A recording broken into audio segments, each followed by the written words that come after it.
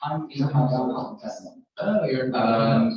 this year there's 6 now. So there were 5, but now we're actually I'm working on the house.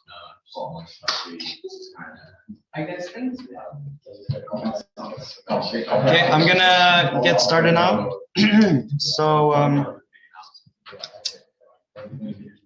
Welcome everyone. This is an event by the Oxford Blockchain Society and Cardano, which is a work stream under the Blockchain Society that is sponsored by Project Catalyst, which is the decentralized treasury of the Cardano ecosystem. Now, I think it's very important that you just don't look at your own blockchain, but you also understand other protocols and what's going on. And you're not just like, just focused on what you know and then ignore everything else. Have an open mind, so to speak. So today we're going to have a bit of an overview of Ethereum, not spend too much time on that. And then the order has not been updated on these slides, but it's near Cosmos and then Cardano and then Q&A. Before that though, please go on the Slido app. You can put in questions there immediately. And you can, and you should also fill in the sort of a poll that we've set up. I'll wait a little bit for that. So there's going to be a before and after. So we'll get some kind of metric on that. I would have added for each protocol, but the problem is the Slido app only allows for like three questions. So that's why I was like, okay, well, I'll just ask about Cardano then. But otherwise, I would have asked about all the protocols and how your impression has changed. Okay. I hope everyone. Okay, I'll just move on then. But I will actually leave it to the next speaker. So. Well, I forgot to introduce myself. My name is Simon Selstrom. I just completed the MPhil in economics here at Oxford, and I'm now working on my own crypto project, which is on Cardano, and it's relating to charitable donations and training software developers in Africa. But I'll hand it over now to Eito. Yeah, so hey guys, I'm Eito. I'm a master's in computer science. I came from like a really AI heavy background, and now I'm kind of working on the crypto side. I'm also part of OwnDAO. So I'm just going to briefly talk about Ethereum. You guys know Ethereum. I'm not going to bore you with too much of the nitty gritty.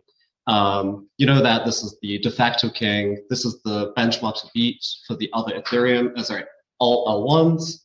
And let's highlight some of the characteristics which makes it the de facto king. It's like the first Turing complete blockchain, and because of its long history, it has been battle tested over and over and over again. I mean, it has an insanely high TVL and market cap, and yet it's never been hacked. All of the hacks for Ethereum has always happened on the endpoints, on bridges, and so you know that this is one of the biggest appeals for Ethereum, which keeps it the de facto king until this day. That has also led to it having the largest ecosystem. It is the standard within industry to build for EVM architectures, though the other L1s will say otherwise. And it's also where the largest number of devs and the users are at. I mean, Uniswap is one quintessential example of an application that has large amount of users. Let's talk briefly about scalability, because this is the most commonly cited problem with regards to Ethereum. There are various approaches that various companies have proposed for how to improve the scalability of Ethereum, because the gas fees right now are absurdly high. There are various approaches from ZK rollups to optimistic rollups. There are approaches, and some of the opinions of people is that these layer 2 solutions are not sufficient and they're only band-aid solutions. It's really interesting to see how the space evolves, but this is the answer that Ethereum has to the issue of scale right now. So just briefly, let's highlight the future steps for Ethereum for it to overcome its own challenges, primarily around scalability. So obviously we've had the merge to reduce the carbon footprint of Ethereum from, expending as much energy as Norway through the merge. We'll have the surge, which will happen by essentially breaking up the world states stored by the validator nodes into smaller chunks and allowing the Ethereum client to run in parallel, nodes to run in parallel.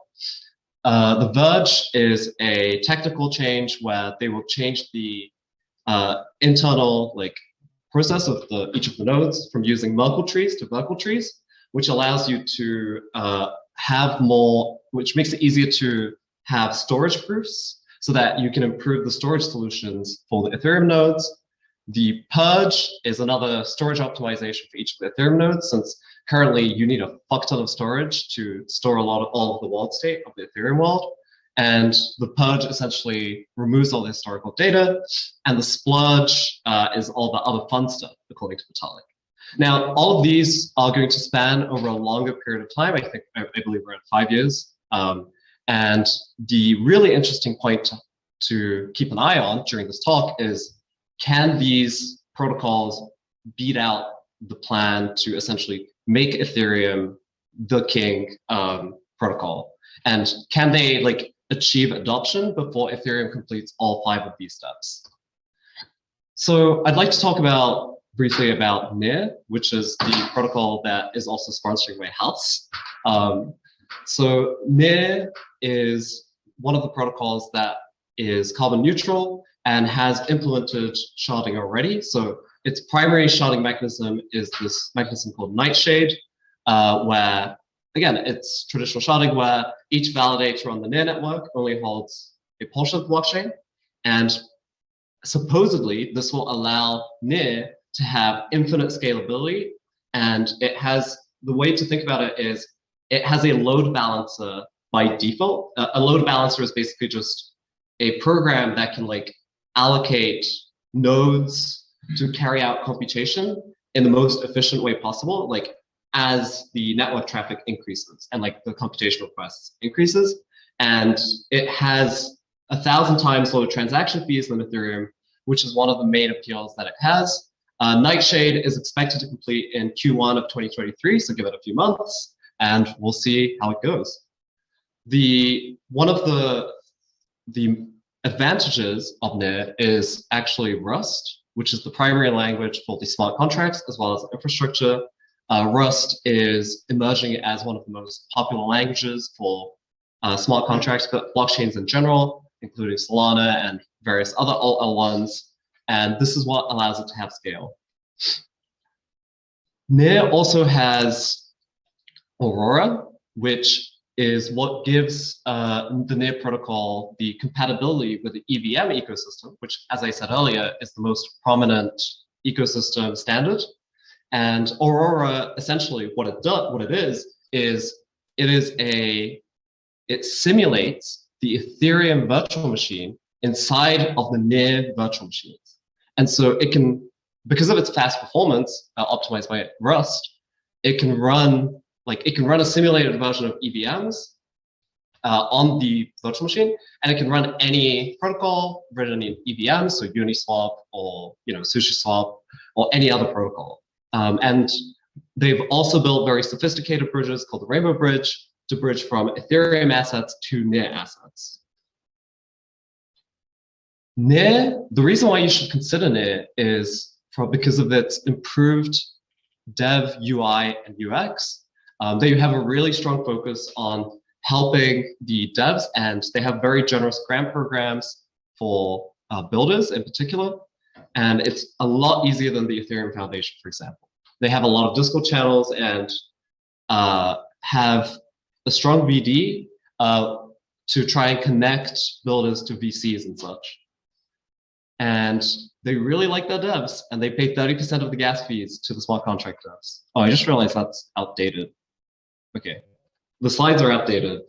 Some of its challenges that NEAR faces is the dApp ecosystem.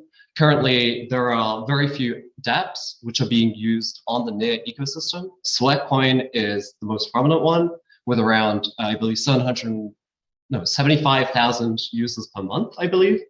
But that seems to be the only major dApp that is being used. And it has major competitions with Solana and Polygon in terms of fast, scalable blockchain solutions. And there's an argument to be made that maybe scale and speed is not required right now, since there aren't many users in the system anyway. So here are the points to balance out when you're deciding if you want to build on NEAR or at least invest in NEAR. And yeah, they have a huge focus on community building, specifically the decentralized social media, which is one of its bets on having a creator economy. So having content creators create content on NEAR and share it amongst the blockchain. Cool. So I'd like to pass it on to Joshua.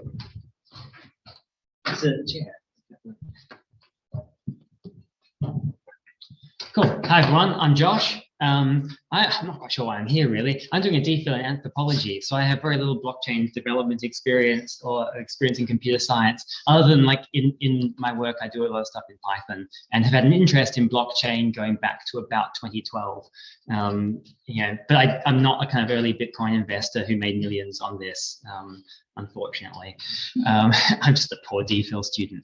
But I want to talk about Cosmos, which is it kind of fits quite interesting. It's one of many projects that I've been interested in as a member of the community and as an active DAO member for a couple of years now, since 2020. I've been into Cosmos.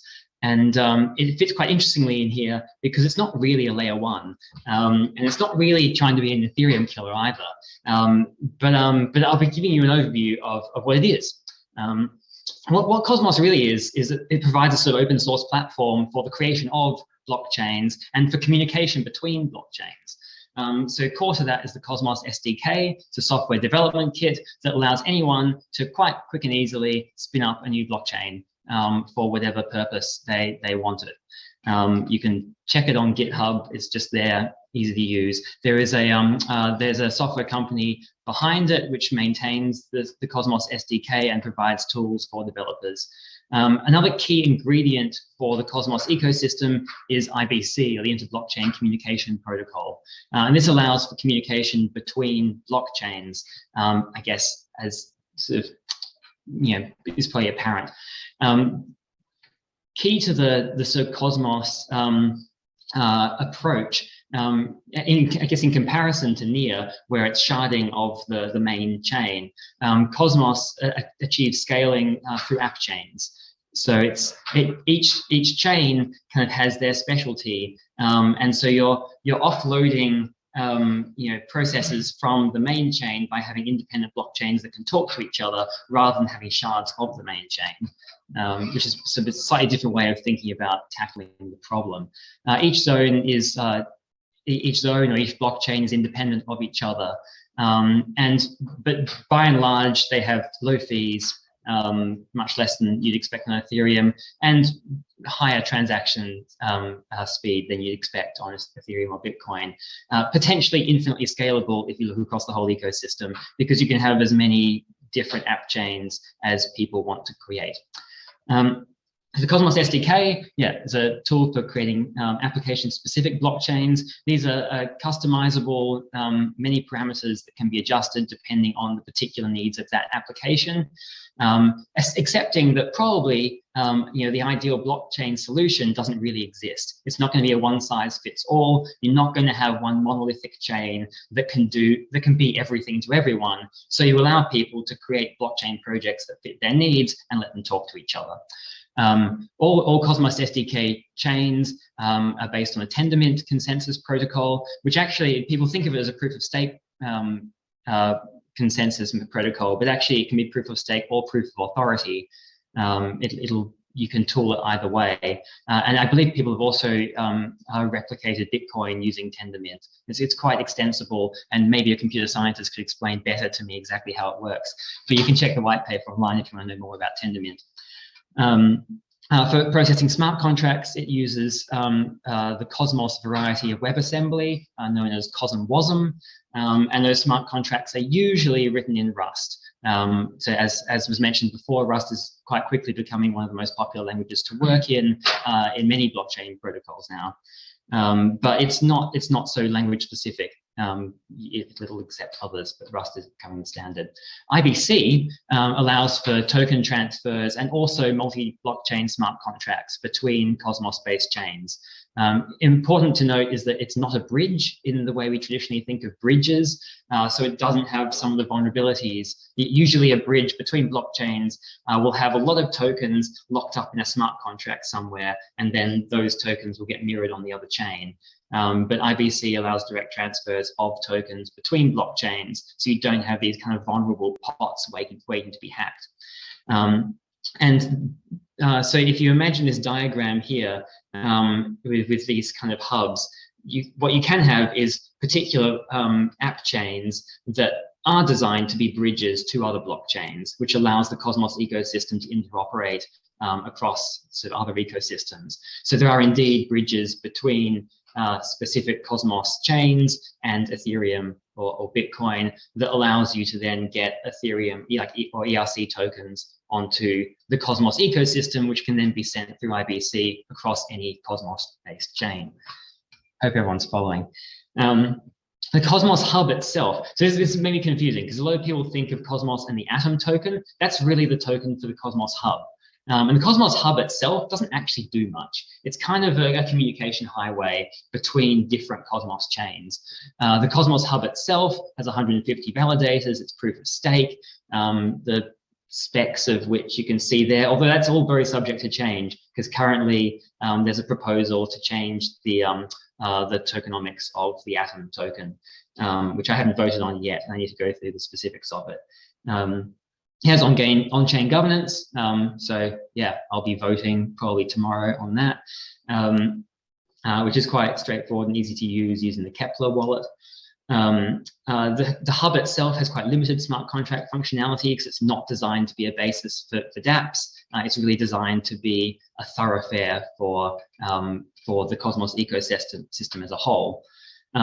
Although part of the new Atom tokenomics that are being proposed is the addition of interchain security. And this would actually make Cosmos a lot more like Polkadot in its architecture. So it would allow Cosmos-based chains to leverage the security of the Cosmos hub itself, rather than having to spin up their own validators to validate their own individual chains. But that's sort of in process of happening at the moment. The other thing that's worth noting is that when people do spin up new Cosmos chains, they often airdrop tokens to Atom stakers. So there's a lot of kind of like friendly support between Cosmos chains, and a lot of people will be staking on multiple Cosmos chains, and indeed running validators across multiple Cosmos chains.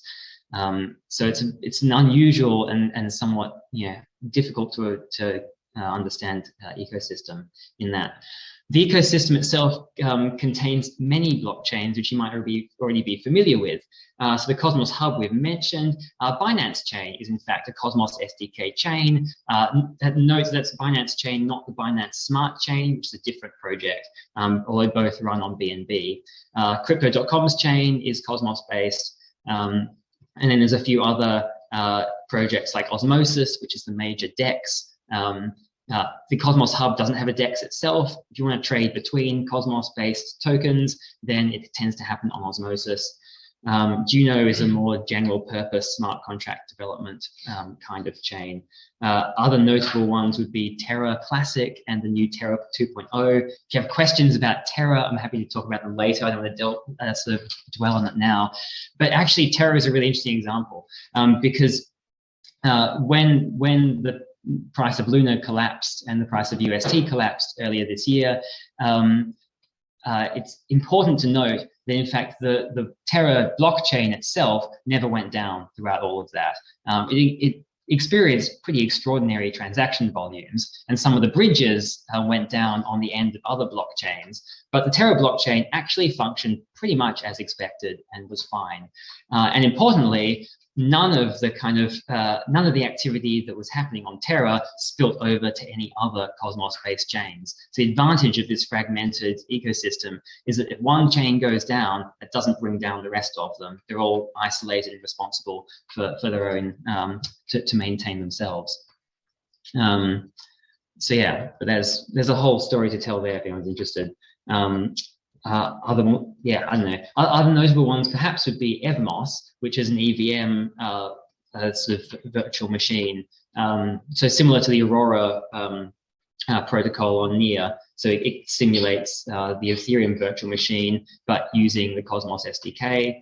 And then there's DYDX, which actually used to be an Ethereum dApp, which decided that they would be best served by having their own Cosmos-based chain where they could tweak the parameters and do exactly what they wanted without being beholden to Ethereum as a whole. So they spun up their own Cosmos chain and now operate independently of Ethereum, which is kind of neat and shows the potential advantages of the Cosmos ecosystem. It has some challenges though because of this approach. Obviously, it's a kind of a fragmented experience. The UX is going to be different on different Cosmos chains. A lot of them use similar tools and are quite comparable with each other, but things like the Binance chain very much do their own thing and don't necessarily play nicely with the others. Is that my time or something? So that's the last slide. Yeah, each chain is responsible for its own security, which is a boon in some ways, and the fact that they're isolated from each other can be a great benefit. But it also is a huge load on a new blockchain project to find validators to stake on their protocol. Although this will change when interchain security is launched, because they'll be able to leverage the Cosmos Hub for security. It's definitely easier to connect between IBC-enabled chains. So talking between the IBC chains and Ethereum is much harder than between themselves. And that does rely on bridges to the outside. So the kind of fragmented Cosmos ecosystem works great with other Cosmos chains, doesn't always play nicely with chains outside of the Cosmos. There's also a lack of a sort of charismatic leader because of its fragmented approach, and it is very much a true sort of open source project. But it doesn't have a Vitalik or a Charles who's kind of there at the center to be a front man for the project, which perhaps contributes to the general poor understanding of what Cosmos really is. And then there's issues with the value of Atom for those who kind of see Atom as like being central to the Cosmos ecosystem, which it actually isn't. And that's kind of a problem for the Atom token if you're planning on investing in something, because Atom doesn't necessarily accrue the value that's held in the Cosmos ecosystem as a whole, because a lot of the trading activity is happening on, say, Osmosis, not on the Cosmos Hub. That potentially will change with the new Atom tokenomics when it becomes more of a central sort of security hub as well as just a kind of communications protocol, but we'll see what happens. Anyway, we'll hand over. Okay, so I'm just gonna update this real quick so that we get the latest slides. And by the way, I encourage you all to put in questions in the Slido. So Mohammed, you just came, scan it, and then put in some. We also have a before and after, so that's also, if you haven't already scanned and filled in the Slido, then please do so you can have like impressions before, impressions after. Bit of data gathering for us. Because I put in some questions as I listened to you guys' presentations. So you can see what questions other people have asked in the Slido. You can also put in questions yourself. Because I will just take 10 minutes now, and then we'll have plenty of time to just chat about all the ecosystems and go through the questions.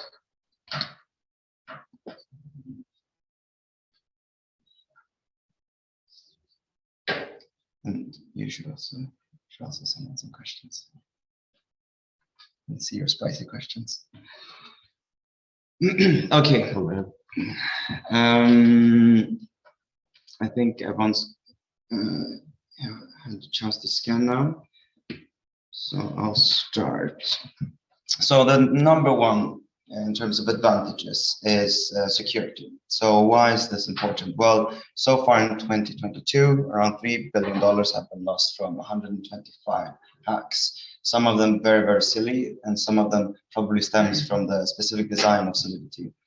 Now, a lot of them are related to the endpoints, but even so, it's smart contracts developed on Ethereum.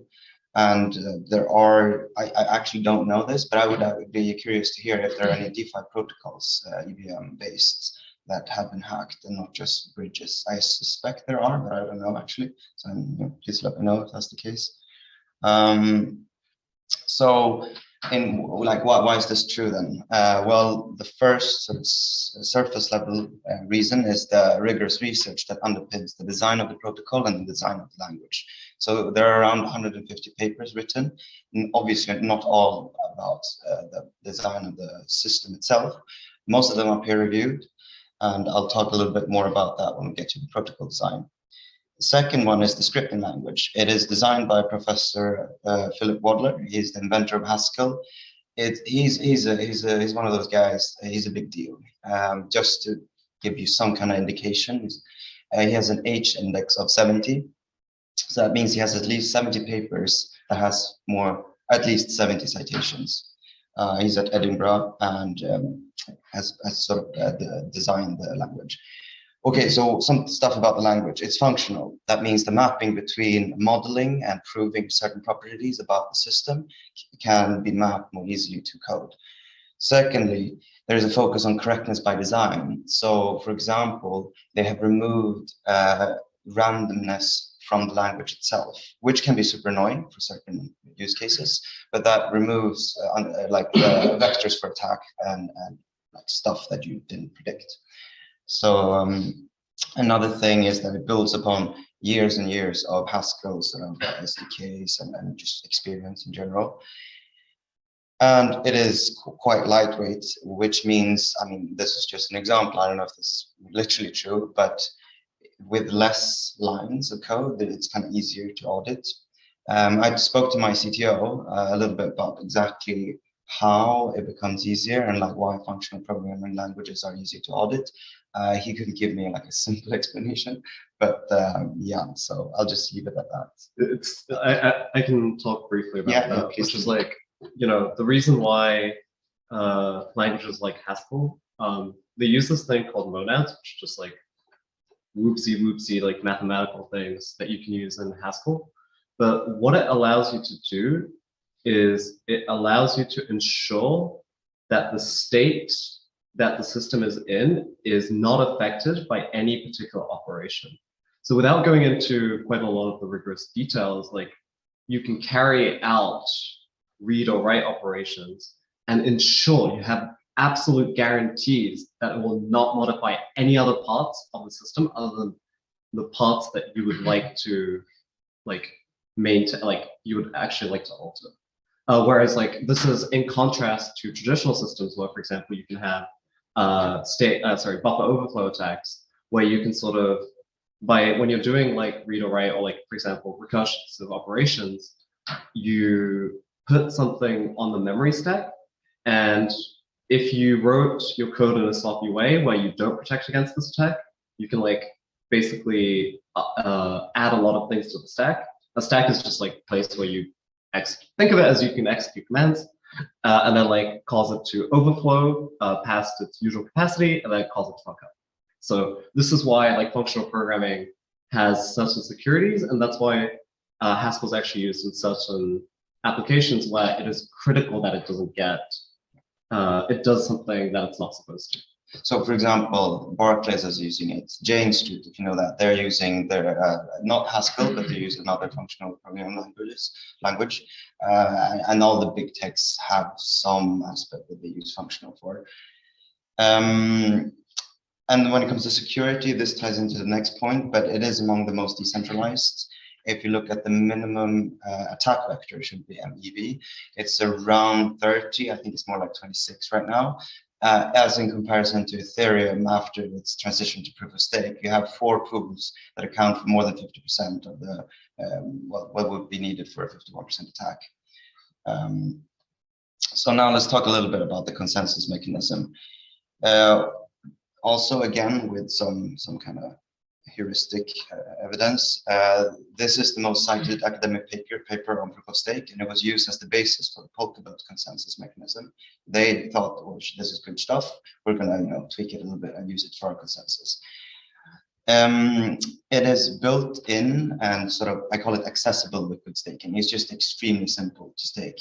You literally like press 2 buttons and then like send it and then you stake. So as a result of that, I think it's around 70 to 80% of all ADA is being staked. It also, one really cool feature is that you can earn staking rewards inside smart contracts. So like as you interact and move money around, you can actually earn the baseline I think it's like 3-4%, I don't know what it is, and then plus whatever DeFi yield you would get. Although the DeFi protocol would have to kind of do some stuff to enable that. Because the key thing is that you are staking at a snapshot, which is every 5 days. It's like the epochs. So another cool thing is the deterministic transaction fees. So before you send the transactions, you're going to know exactly how much you're going to pay, and you get guaranteed execution. Maybe not like super fast if the chain is clogged, but you cannot get into the situation where you pay for gas fees, you try to buy an NFT, and then it just fails and you lose your gas. So it's this kind of predictability. Native assets. So instead of creating NFTs or tokens using a smart contract, they are sort of built into the chain. So they're treated in the same way as the native currency. So it inherits the security properties. You get upgradability as the core protocol is being developed. And you also have this cool thing that is one-to-many multi-asset transactions. So I could send out, I don't know, 4 NFTs to Josh, like direct the token to Lucy, and then 10 more transactions to different people with different assets, and I pay only 1 transaction fee. That's why it becomes a bit difficult to compare the different transactions per second. And this, I already said this. So you have decentralization because of the design, essentially, and the K parameter, which is a saturation parameter. So you have incentives to spread your stake. Bubble fees, just a small feature. You can use any token to pay for transaction fees. So if I create a token and has some value, you can pay using that rather than the ADA itself. Now I only have 2 more minutes. So extended UTXO. So briefly, what is a UTXO? It means unspent transaction output. It's what Bitcoin uses. It's essentially like cash. So if I have like 3 coins here, one is 1 BTC, 0.75 BTC. So if I want to pay someone like 0.25 BTC, what happens is I take one of the UTXOs, presumably the last one, I send it to the wallet, and then the protocol basically sends back 0.25 to my wallet as a UTXO, and creates like a new UTXO from the 0.5. And it sends that to the whoever I'm sending it to. So that's UTXO and Bitcoin. Extended just means now we can do smart contracts. They tried to do it with Bitcoin, it failed. There's no DeFi because it was very limiting, or it was designed in that way. The idea was to not add too much expressiveness. So this is a bit technical, but if you have a shared state, you have like one universal system of various accounts, have a lot of people who can write to this shared state, then you can get into various difficulties or troubles, like paying a hefty gas fee and seeing a failed transaction. So UTXO benefits: number 1, you can have off-chain execution of complex logic. So because you have this kind of modular system, you can take one of the UTXO, you can do stuff with it, like smart contract stuff, and then instead of paying gas fees for it, for the complexity, you only pay gas fees for the validation of the on-chain logic. I'm not going to get too much into details here. Higher degree of parallelism, because there are many UTXO, you can kind of process them at the same time. And then easier implementation, layer 2 scaling solutions, and that is related to the same stuff. So weaknesses in 1 minute. Currently, extremely poor developer experience. It's like crawling through mud, and then whilst being like hit by like a fucking service target all the time. It's just I've been told that it's just really, really bad. No dApps with like, you know, massive numbers of users. Not a lot of skilled Bluetooth Haskell developers, and it's really hard to kind of import them. The VCs don't like Cardano. I don't know why, but that's just objective. So there, if you look at rankings, if you look at like news reporting, it's quite either that it's not mentioned at all, or it's a bit like, oh yeah, here's something bad that happened. And that's probably because of Charles Hoskinson, because he was too much of an asshole back in the past. Still sometimes is, but he's I would say he's better now. He's kind of seemed to have matured. Based on what I've heard, I mean, I wasn't around, but I'm sure there's a bit of truth to it, like when people don't like him. So, but as far as I can tell, he's realized that, and he's like, grown up a bit. So, and then the last one is cross-chain interoperability. That's a big question mark still. Here's just roadmap stuff. I'm not gonna talk about that. So, yes, now I'll get the Q&A. Let's see if there are questions. I put in tons. So I guess I'll start with my question from the top. So and this is for you, on the near one.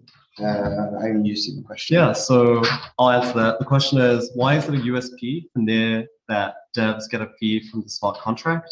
Can't the devs just code that into the smart contract or the front end directly? Yeah, this is certainly true. It's just a design feature where it's like, if someone has written a good smart contract, which lives publicly on the blockchain, then for every transaction that is triggered on that particular smart contract, a part of the fee, which is actually deterministic on there, is paid out to the devs. And so it incentivizes devs writing good smart contracts that people would want to invoke, even if there are like multiple different front ends for it. And so it guarantees fees for good smart contracts, regardless of like which front end version is the most popular variant, if that makes sense.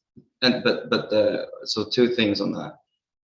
First of all, I assume you can have several devs, so they split it. But more importantly, what if you could just fork the code, and like how do you determine who gets the money if you fork it? And yeah, I mean, this is the same problem as like say Uniswap, SushiSwap, and like PancakeSwap, for example. It's like, okay, well, the original Uniswap, for example, has an address to like pay out for like some fees, but like, why can't PancakeSwap or like SushiSwap just completely kill it? And the nuanced answer is like, they can all live together.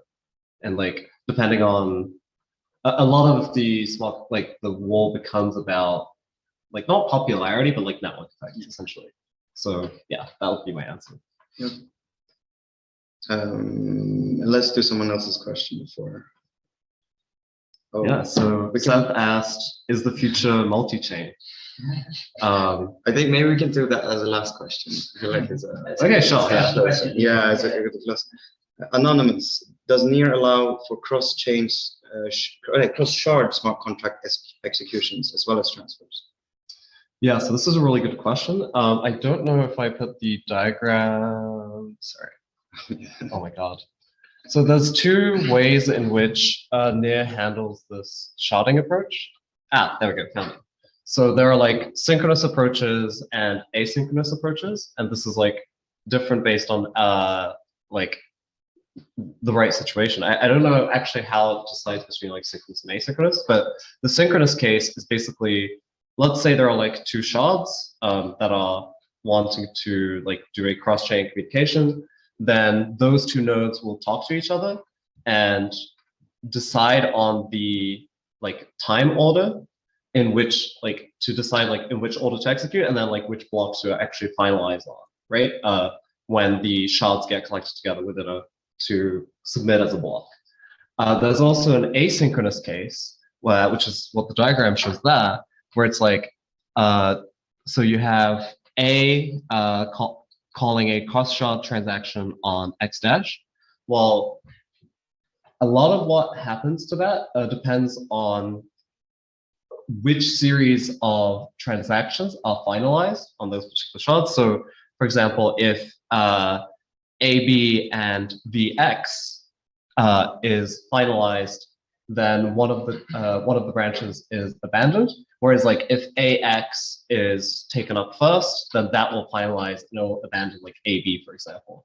So there's an asynchronous like mechanism where the like depending on which one finalizes, the state of the chain like changes. And it's all down to like, it tries out a bunch of different ones, and it's basically whichever one like gets finality. This is very similar to, for example, how like when transactions are submitted on Ethereum, you have the mempool, and like until there is a clear winner chosen for like in which order the transactions are ordered for that particular block, it works exactly in the same way, where like there is an ambiguous period where the cross-chain communication may like settle or not settle. And then like when it doesn't settle, it's just abandoned completely. I hope that answers the question. What was the short version of the answer? Yeah, so the short version of the answer is, you have the synchronous case, in which case they just go like, okay, what's your submission time? What's your submission time? And it just like coordinates each other. You have the asynchronous case where essentially you have various different like permutations of like ordering of transactions. And sometimes you will have the cross-chain transaction go through, and like all the other ones like go, so like AX, which is like the cross-chain transaction, will finalize, but sometimes like it will just abandon the cross-chain stuff and go AB, and that becomes finalized. And a lot of that is like down to, it's not who gets it faster, but like who wins the consensus mechanism, essentially. Okay. That's a yes, I guess. Can I ask a follow-up to that? Sorry, I was anonymous. I didn't figure out how to name him. But I know that some other sharding based blockchains like Harmony have some issues with like transaction time between shards. It's much easier to transact within a shard than between them. Yeah. And I think Harmony like have accounts locked to different shards as well. How does like Nia deal with this? Is it even a problem? I don't know too much of the implementation details there. I can email you like once I look at it and figure out the answer. Cool. Next one. So this is about Cosmos. So you can spin up a blockchain quite easily, right? But what about the security? You did mention they can sort of inherit security from the Cosmos, and similar to Polkadot and similar to what Cardano wants to do in the future. But right now, how would you in practice like secure? Yeah, so I touched on this a little bit. I mean, at the moment, it's like it's your responsibility if you start a Cosmos-based chain to sort out what you want to do for security. You obviously have some options there. I mean, like Binance, for instance, use proof of authority. They don't use the proof of stake version of Tendermint. They use the proof of authority. And what does that mean? Which means basically that their validators can do what they want. Like you don't need to have a stake. Like if you have a validator that has authority, then it can validate the network. And that's just kind of predefined by the validator. Like they run all their own validators. Oh, that's okay. It's centralized. So it's just a normal database, basically. Kind of, yeah, but like distributed globally, I guess, between multiple validators. But for the proof of stake versions, yeah, you need to have your own. Like, you need to have validators who want to stake with you. And so sometimes this is incentivized. So like through airdropping, there's existing Cosmos validators are validating the Cosmos hub. And so if you're starting up a new blockchain, one of the easiest things you can do is say, okay, if you're staking on Cosmos, we're going to airdrop you some of our tokens so you can stake with us as well. And that's worked really well for a lot of the new projects, and it's been very lucrative for active stakers as well. But it is some thought needs to be put into how that works. And how far away is Cosmos from this, where you can inherit properties from the Cosmos? I'm not sure because it's coming up for a vote now. So I don't know how long. Like, they have a sort of Atom 2.0 vote that's happening on chain right now, which will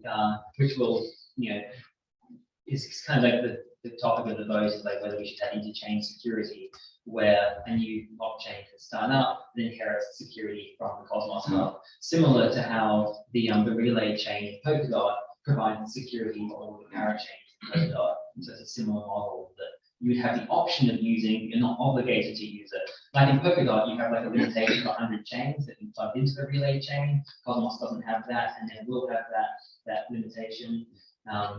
But yeah, that I don't know when it will actually be implemented. once the vote has been finalized. Right, so they have the tech for it already. Is yeah. that what you're saying? I think they have the tech for it. Okay. It just hasn't been implemented yet. Okay. But that's like very much on the way. Assuming the vote passes. I think it's good. Yeah, you had. What protects Cardano against flash loan based MAV attacks with liquid staking? Yeah, well, you would need to loan quite a lot. I don't think there's that much liquidity to get those big loans. Oh, and I guess like Cardano has an upper bound on how many, like, how much a staker can stake before it gets diminished returns. Yes, exactly. I thought that Cardano doesn't have flash loans and can't because of the UTX. I don't think it's impossible to implement flash loans, but that's that. I thought that was one of the limitations of the UTX, that you can't have flash loans, which might actually be a benefit in some respects. Right. Problem in some other ways. Yeah, that might be true. I thought flash loans was just for account based because you have like a single state for the whole blockchain with an account based model. You don't have for the UTX. But by flash loan, they would just mean like really quick loans that are immediately. Yeah, like within one block. Like if you can get a loan within one block. This is something that Aave developed on Ethereum. Right. Yeah. Okay. In that case, yeah, that shouldn't be possible within a block because of how you spend once you use it with XO, it's spent and then you create a new one. But I don't know. Who knows? Maybe there are ways to.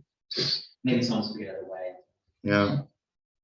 Do we have other questions? Yeah. So I think the last question is the future multi-chain? Maybe we can open up the question to the audience as well. I think actually one of the things I'd like to add is like, there's a slight nuance in the multi-chain and the cross-chain future. So like Vitalik actually wrote a very interesting post about if the future how the future will be multi-chain but not cross-chain. So this is a really interesting nuance where it's like, it's unlikely that we'll have a cross-chain future, ignoring some, layer 0 stuff, because as soon as you introduce bridges, you would have like locked up tokens and wrapped tokens, and that incentivizes more of, it really opens up these chains to 51% attacks on the particular chains, especially as we move towards proof of stake mechanisms for each of these L1s. And that acts as the fundamental bottleneck towards like having a cross-chain future. So that would be my answer to that. I don't know if anyone else has interesting answers to is the future multi-chain? Yeah, let's open it up to the table. How does it open up to the 2% tax? Sorry? How does it open up to the 2% tax? Yeah, so that's because when you build bridges and you lock up tokens, like those are controlled by smart contracts, right? And so the problem with that is like, even if someone does a 51% attack on Ethereum, let's say, like I can't steal like Ethereum out of your wallet, right?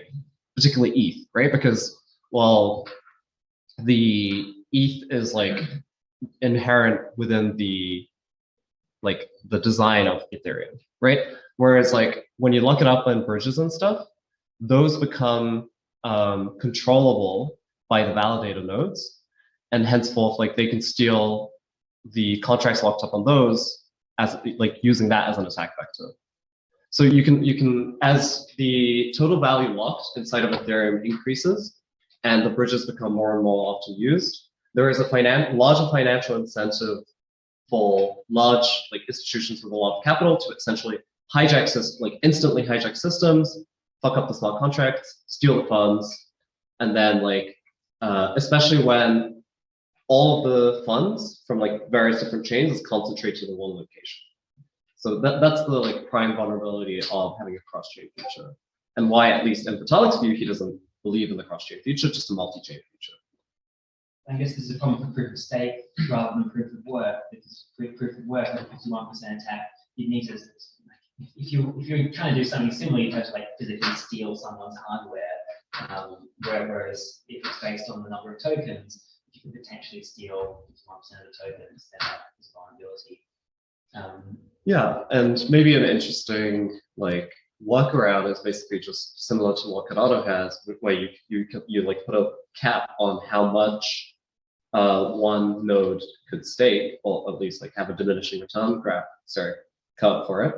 But obviously you can circumvent that easily by just deploying a bunch of AWS nodes and then having your like balancer that like allocates funds across those various different nodes. Yeah, I mean, similarly with the way Ethereum proof of stake works now, like each validator has a set amount of ETH that has to be staked. And so you would have to physically spin up the hardware to run more nodes to gain more share of the network.